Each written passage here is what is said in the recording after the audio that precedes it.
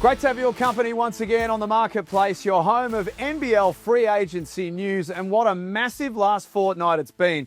A huge thanks to all of you for tuning in, for listening to the podcast. The numbers have been absolutely through the roof, and we've got a couple of big names to get through today on the show. I'm Jack Heverin. Pete Hooley, of course, from the world-famous Hools's Hearing, joins us on Marketplace, and Olgun Ulich, the best newsbreaker in Australian basketball from ESPN.com.au. Gentlemen, welcome to both of you. Let's start with Melbourne United, one of the powerhouses here in the NBL. They've made a big move, and they've gone and got one of Tasmania's best. Yeah, Jack, Milton Doyle, leaving Tasmania after 3 seasons, heading to Melbourne United. We knew United was going after 3 imports, and we knew that at least one of them was going to be a high-level guard-type player, and Milton Doyle is that guy. I think last season I think even Milton Doyle would say that wasn't his best, and I think a lot of things contributed to that. A lot of injuries in that team. He wasn't at his best, but what we've seen of him over the past 3 seasons, he's been one of the premier imports in the NBL, and he gives Melbourne United something that they haven't had in a while. And Pete, you can probably correct me on this. Not since maybe Scotty Hopson, maybe 5 years ago, have they had this sort of self-shot creator. They've always had a Matthew Dellavedova type. Shea Ely is a leader at that point guard position on both ends, but having a dynamic shot creator who can create his own shot and give the ball, you can give the ball to at the end of games, he can close games for you, like a Milton Doyle. I don't think they've had that since Scotty Hopson, so this is something at Dean Vickerman's disposal that he hasn't had in a really long time. It's really exciting from Melbourne United point of view, and this is something that didn't take us by surprise. Now, we understood that the last couple of weeks it looked like it came down to just Tassie, a return to Tasmania or going to Melbourne United. Melbourne United had engaged with him early on in the piece from the off-season, which we had flagged as well, that they were interested in seeing what could eventuate, potentially getting him away from Tassie. We've seen it online as well. Some of the responses, I know fans get upset, not just with Milton Doyle, obviously with Bryce Cotton changing clubs as well. Players are going to change clubs for a variety of different reasons. Obviously, salary is going to be a big one, yes, but maybe it's just time for a new challenge, a change of scenery off the floor, the fit, everything that there's a lot to weigh up. I don't know the exact reason why Milton Doyle decided to go this path, but from a Melbourne United perspective, it's huge. And again, this shot creation is exactly what they're going to be able to use. And the versatility to slide him down and be a ball handler at times is something we can't understate. Because they've got an exciting next star with Dash Daniels, who's going to get some of those minutes, but he is still very, very young, very, very raw. You can kind of just take your time with how you use him throughout the piece.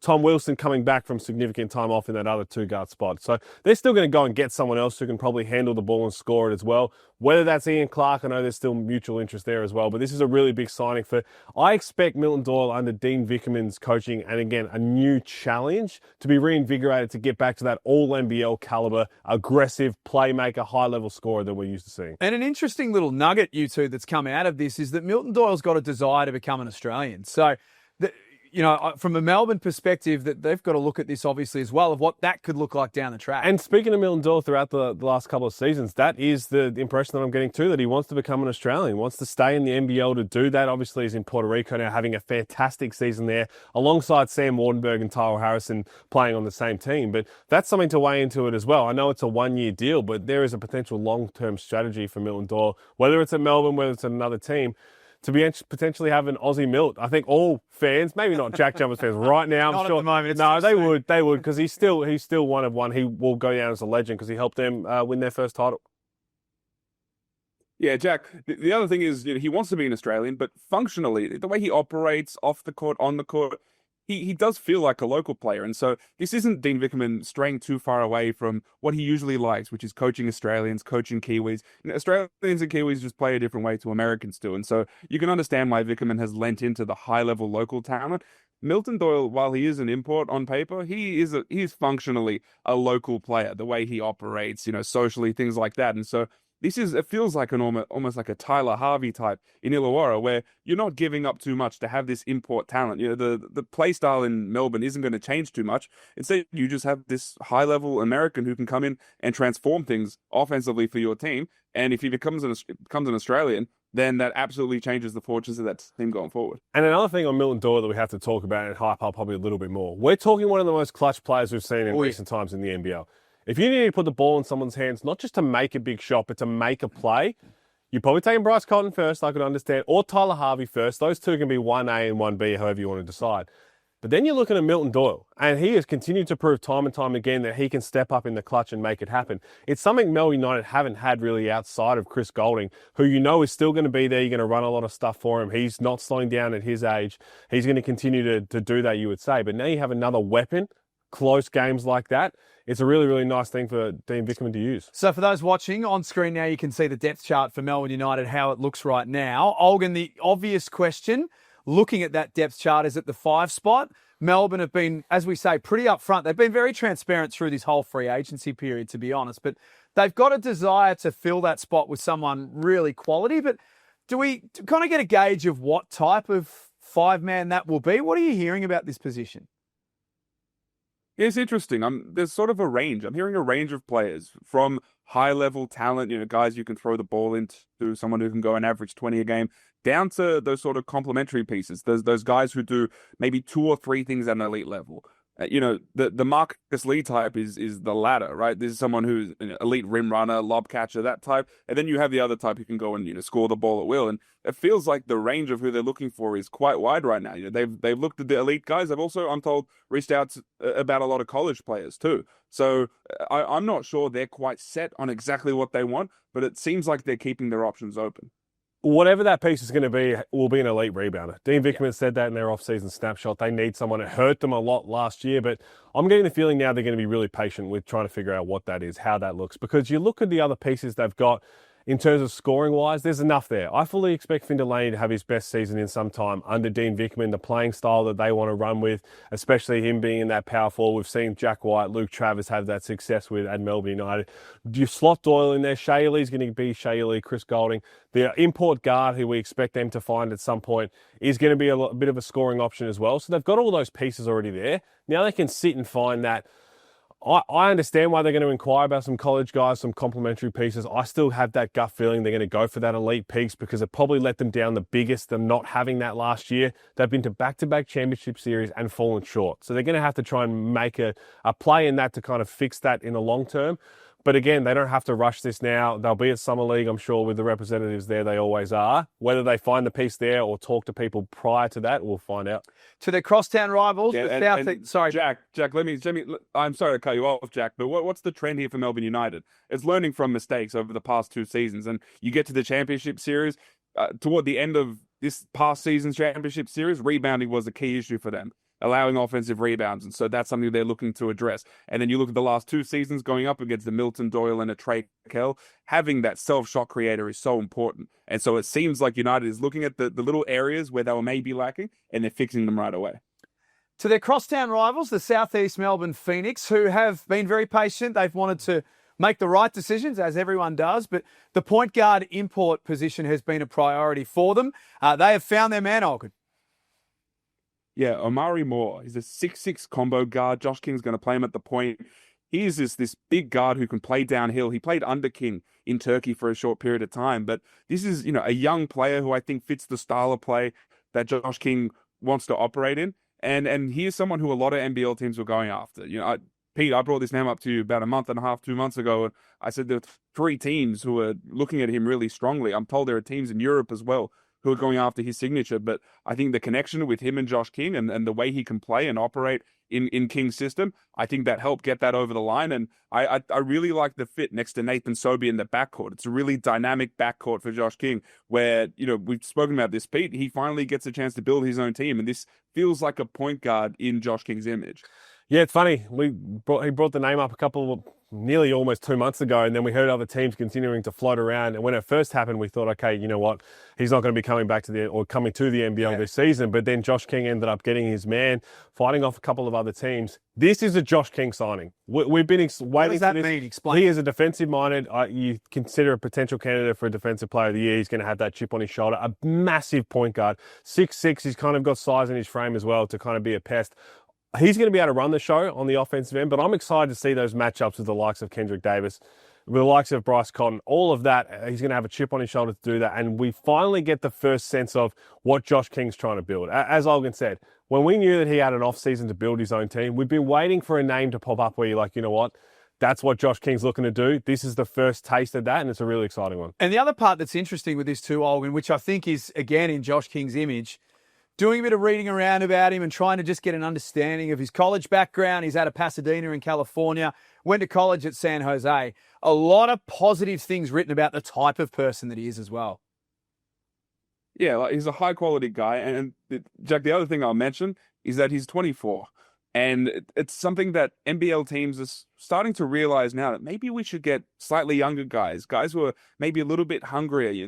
There's been a trend over recent years to go and get guys maybe in their late 20s, early 30s who've had a long career in Europe and things like that, and had a cup of coffee in the NBA. But look at the past season: Kendrick Davis, Matt Hurt, both 25 or under, both who are still hungry and trying to excel at this point in their basketball careers, and they're trying to be ambitious. And I think that's something that Josh King looks at.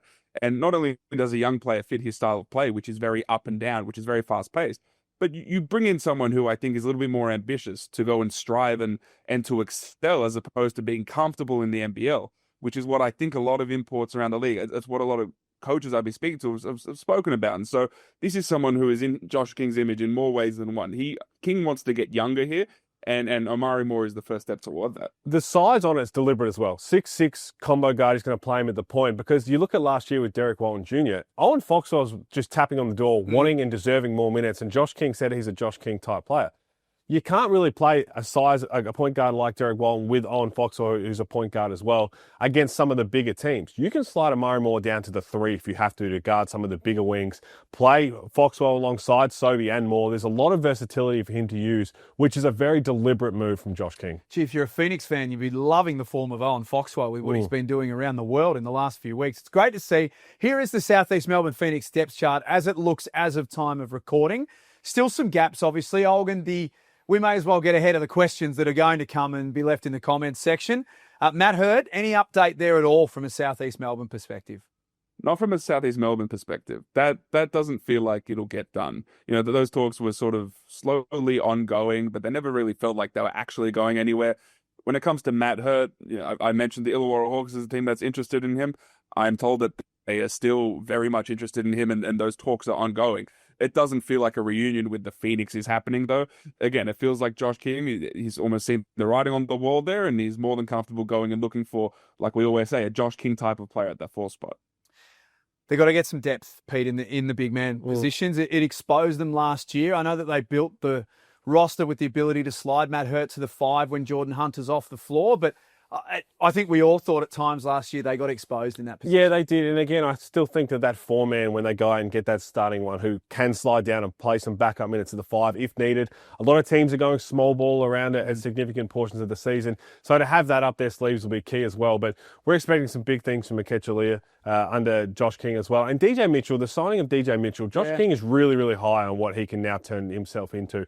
We've seen those glimpses when he was at the Bullets and we went overseas and what he's capable of doing, being able to stretch the floor, being able to be a bit more of a playmaker at times. So that's one to really watch in terms of that backup power forward spot and using that versatility. It's all going to be about those last 2 imports. And if Omari Moore's, I guess, the blueprint of that, of what they're going to try and build, we've seen it time and time again. Defense wins championships in the NBL. You can have the best offensive talent possible, but if you're not a top 4 defensive team, well, you can pack up shop before it begins. I don't think Josh King's going to have a problem with putting that together. Let's dive into a little bit of news that's floating around the league. As we say, it is a busy day at time of recording on this Monday. Firstly, Olgun, a story that you released earlier today around Chris Pongrass, who is one of the very best operators here in the NBL. Make no mistake about that.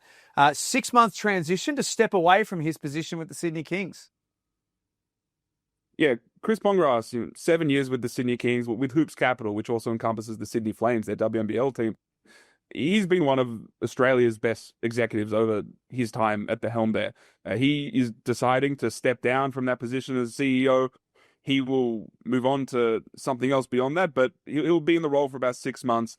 He will play a role in the team's search for his successor, for their new CEO. And so this is very much an amicable split. This is Chris Pongrass choosing to go in a different direction and see what's next as far as his career goes. But when you look at what Pongrass has done at the helm of the Sydney Kings in particular, he got there. They were the number 1 seed the first year. Some would argue that they were robbed of that championship because of COVID, but they were very much in that championship series. And then they won 2 championships after that in 2022 and 2023. The amount of MVP talent he's brought to the league or retained in the league, from Jalen Adams to Xavier Cooks. And then you look at the NBA talent that has come through Sydney and gone to the NBA, from Jay Sean Tate to Didi Luzada and some of these guys. And then you look at Will Weaver, someone who went and joined a coaching staff, and Fleur McIntyre, who joined a WNBA front office. And so under the leadership of Chris Pongrass, the Sydney Kings, the Sydney Flames, Sydney basketball in general has really thrived. I'm in Sydney. I can see it. I can see from a grassroots level up. And he is someone who's going to be extremely missed by Robin Denholm and that ownership. And there are really, really big shoes to fill at the Sydney Kings. He's going to be missed by the entire league, to be honest. He set a bar, Chris Pongrass. Yep. Just done an unbelievable job there in Sydney, as everything that Olga mentioned. And hit the nail on the head. Massive shoes to fill. I mean, he's laid the foundation. He's built that foundation up to be unbelievably successful. So I guess on behalf of everybody, thank you for that. Thankfully, we still get a few more months left with the transition, because he's put this roster together. It's a very exciting one from a Sydney standpoint. But as we said, it's going to be huge for someone to come in and take that over, because he's been 1-1. Always answers the phone, always easy to deal with, always available. And as you say, from a standpoint, sets the benchmark for others. So well done to you, Chris Pongrass. Great contribution to the league. Speaking of front office, Tasmania's COO, Darren Smith, COO, let me try that again. Darren Smith spoke to Tasmanian radio SEN today, spoke a little bit about Milton Doyle first and foremost, and how it would have been one of the biggest offers in JackJumpers history, Olgun. Yeah, and look, we know that Melbourne United put forward a palatable offer for Milton Doyle as well, but we have to remember that when Tasmania first re-signed Milton Doyle, so they had that first year with him, they re-signed him to a 2-year deal. That was one of the biggest offers, perhaps the biggest offer that they've ever put on the table for a player. And so that they knew that they had to come close to that number. I know Doyle was coming off a season that I think he would consider not his best, but we're all aware of what his talent is. He's still only 31. He's not some 35-year-old. So he was always going to demand a lot of money. But like Pete said, this just felt like Milton Doyle wanting a new experience. There was, you have an entire league of teams out there in Australia, and it makes sense that someone might want to leave the island of Tasmania and go and spread their wings somewhere else. And Melbourne was that town. But Tasmania isn't a team that is known for not spending money. When you look at the cash spends over the past couple of seasons, they're up there as the fourth or fifth highest spending team, and so that isn't an issue for Tasmania. I don't think it was money at the end of the day that came down to that decision. Pete, one of the other big takeaways from Darren Smith's interview today was around what they're looking for next, particularly in the guard position. It's going to be a high-level player. It's going to be a really high-level scoring guard you can kind of anticipate with the rest of the roster build and what they're putting together. You mentioned where Josh Bannon's at as well. They talked about him being a marquee-level player. We've seen that. We understood that from what he's capable of, and they're going in with 2 imports. They've got a lot of money potentially in that pool right now to go and make a splash with that. I'm really confident in what the Scott Roth roster's putting together. The way that they've played in the past with the couple of pieces with chips on their shoulder coming in, their big man stocks with Bannon, Magnay. As long as they stay healthy, I think they're going to be a really, really tough team. They always are under Scott Roth, but Sean McDonald, full bill of health. Will Magnay's the big one, but they'll go out and get a really high-level import piece. So I know fans get frustrated when they see someone who's meant so much to a club leave to a rival club, but the business side of pro sports is real, and I really look at that from a player's point of view, that sometimes you just want a different situation, a different lifestyle, whatever the reason would be. I'm sure Milton Doyle will come out and talk about it at some point. As a past player, I can't hold players against them for deciding what they have to do, what's best for them and their family, because in the end, that should be the most important thing in your life. Let's just finish on one item that, well, Pete, I know you tweeted something about your screen time for this week. I think screen time for the weekend alone would have been high for all three of us and for a lot of Hoops fans, because the name Paddy Mills has emerged again, you two. We put this on the agenda a few weeks ago on Marketplace at the Perth Wildcats. Had some interest. They were pretty keen to play that down. Not totally sure why, but they were pretty keen to play that one down. But again, Paddy Mills' name is kind of circling around, and this time with a team in far north Queensland. What's going on? I don't think much is going on, Jack. It's the nature of this ecosystem we exist in, that we mention Paddy Mills' name, and because it is a name that teams are talking about, and then you see different openings that exist, whether that's in Perth because Bryce Cotton leaves, or whether it's because Cairns is looking at private ownership and are getting close to that. People just see those two things and put 2 and 2 together, but they don't always fit. 1 + 1 doesn't equal 2 in either of those situations, unfortunately. The ownership group that is looking to take over the Cairns Taipans, I do not believe involves Paddy Mills. The imports that the Perth Wildcats are looking at to fill the the big shoes of Bryce Cotton, I do not believe that is Paddy Mills. So I would respectfully quash those things until the information changes, which I don't expect it to. Yeah, I don't want to pop the bubble, but I've reached out to Cairns, obviously talking about the private ownership, which is super exciting. And again, I got a lot of feedback from the fans who are excited, as you should be, because this is going to be a massive season for what Cairns can achieve once that all gets done. They've had no conversations with Paddy Mills up until this point, both as a player and as an owner. That is to say, as of right now, they have not had conversations. As we've alluded to in speaking to GMs and teams, they're going to continue to monitor what Paddy does. No one has a decision on where he's going to go. If he turns around and comes out and says, you know what, I want to go to the NBL, that might change things for a lot of teams. But as of right now, they haven't had any conversations, whether about the private ownership or as a playing group, which I know Cairns fans will be flat about, but I don't want to get their hopes up and thinking it's a possibility, because right now, no, it's not. The only thing I would say to all of this is that we are hearing his name come up more and more. First with Perth, now with Cairns. Illawarra is a rumour that's been doing the rounds as well. Are we hearing his name often enough to think that something might occur with Paddy Mills in the NBL sometime soon?